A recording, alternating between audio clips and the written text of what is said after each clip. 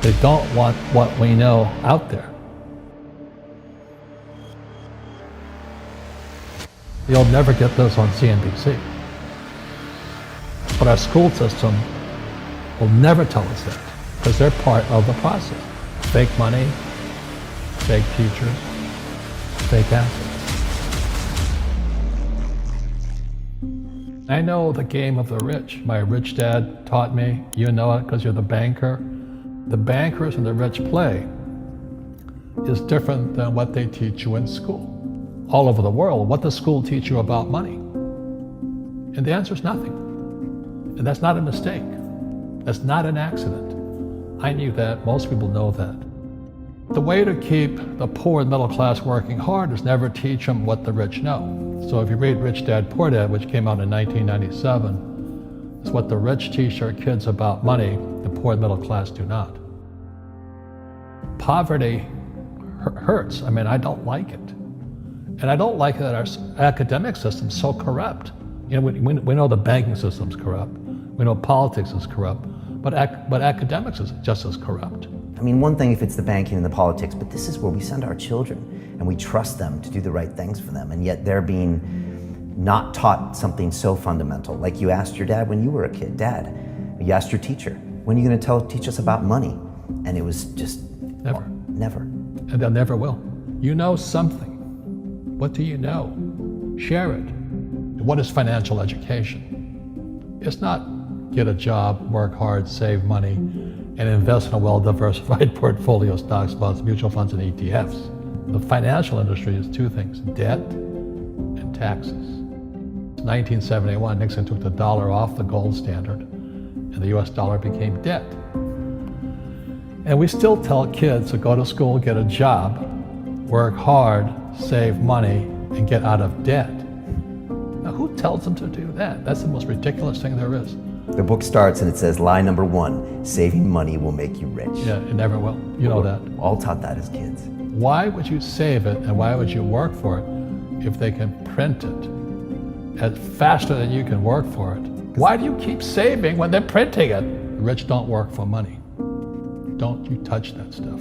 It's very subtle, right? Yep. They don't say, I'm going to train you to be a worker bee the rest of your life, but they educate you in a way where that's what you come out. Right. What was he trying to do those first few months were you working for him? What was he trying to get across to you? Because he taught you the hard way about money.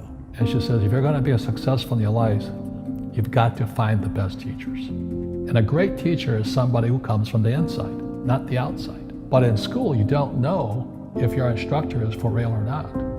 That's where the fake teacher comes from. I said, I want you to teach me about money. So why should I teach you? He said, but if I teach you, you work for me for free. And I said, why for free? And my poor dad went nuts. He says, because if I pay you, you think like an employee.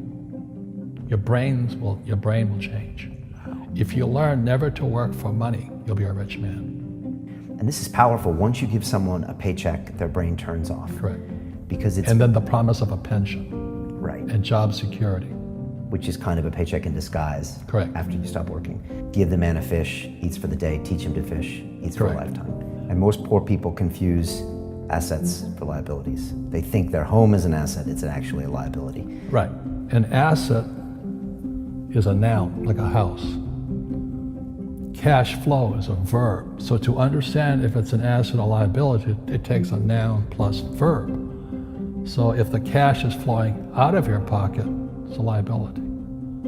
If the cash is flowing into your pocket, asset, verb, it's an asset. So I own 7,000 rental properties. Those are assets. Every month, the cash flows in. Whereas many people have the big house on the hill and the cash is flowing out. Right. And they're going broke. Right, it's like a frame of mind. The other thing the poor don't understand is the number one expense for most people is taxes. And yet we don't even see it. Isn't that weird? You walk around and you look at the paycheck and say, that doesn't seem right, and you don't realize that the government's got a huge hand in your pocket and you are doing nothing to minimize that. Again, Correct. This is what's very different about the rich and the poor. The rich don't work for money. Its number one expense is tax. See, there's three kinds of income: earned, portfolio, passive. So earned income is if I get a job, that's earned income. If I'm a doctor or a programmer, that's earned income because I'm working for it. If I buy, let's say, Apple for $10 and I sell it for 20, that's portfolio income, capital gains. Yeah. But passive income, which is cash flow, is never taxed. And so these guys are screaming right now in America, tax the rich. I said, good luck. Because most of the guys complaining, they don't know there's three kinds of income. And the rich don't have jobs anyway. They have assets. And so the average schmo out there, poor guy, sent the kid to school. They don't learn this. You see, very few people will buy what I do, make $1 million and pay zero tax. And my rich dad taught me that playing Monopoly. That's how it started. 4 greenhouses, 1 red hotel.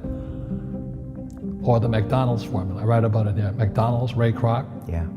McDonald's is in the real estate business. So they sell hamburgers, but they buy real estate, so they pay no taxes. This guy Bezos, he's $16 billion. How much tax did they pay on that $16 billion?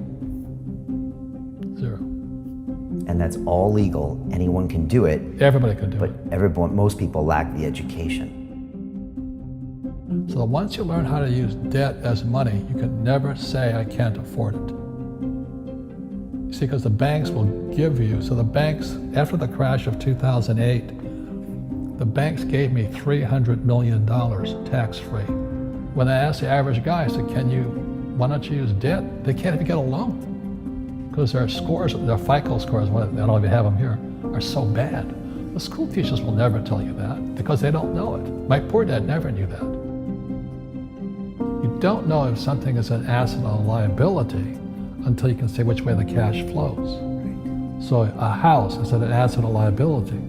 Well, if it's taking money from your pocket, it's liability. If it's putting money in your pocket, it's an asset. The US government wants me to provide housing, wants me to provide jobs, wants me to borrow money because that's how money is created through debt. I get huge tax breaks. Everybody can do the same thing if they had the financial education to do it. If people understood the tax code, we'd be more prosperous. But can poverty be passed through genetically? Yes. Because it's some type of way of thinking. It's an attitude. An attitude. It's very simple. When people ask me, how do I stop it? I just say, never say, I can't afford it. Ask yourself, how can I? The reason I have so much money is because I don't say I can't do it. I just go, how can I do it? And I just go and do it. I make a lot of mistakes, but that's how I learn. How can I? The poor people, like my poor dad, always said, I can't afford it. Do you think I'm made of money? I'm a school teacher. I can't do that. And I picked that up. And my rich dad never said those words. So when I meet poor people, they use the words I can't a lot. So the people that say, I can't afford it, I can't do this, I can't get to college, the rich are evil, I choose not to participate in that.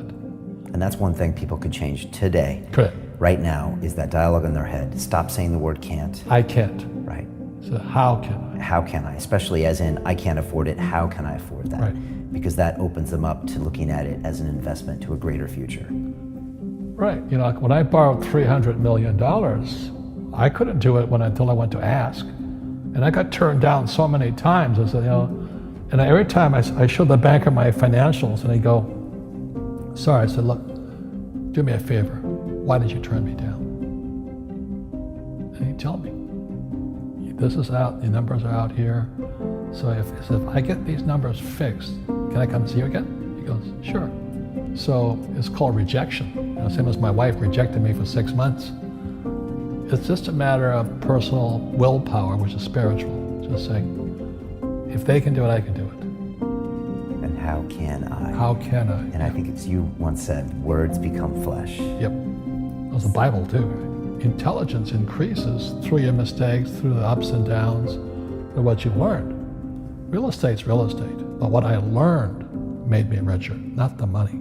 You don't need money to make money. I think all of us, every human being has that low point in their life. And if they get the message, a new life begins. If they don't get the message, they keep going down. The richer I got was because I didn't need any money. I could use this to make money. But how did I get there? Is I made a lot of mistakes. people are afraid of making mistakes and all this, fear of failing, it limits them. Nice, so very nice. So many people trapped in the same device.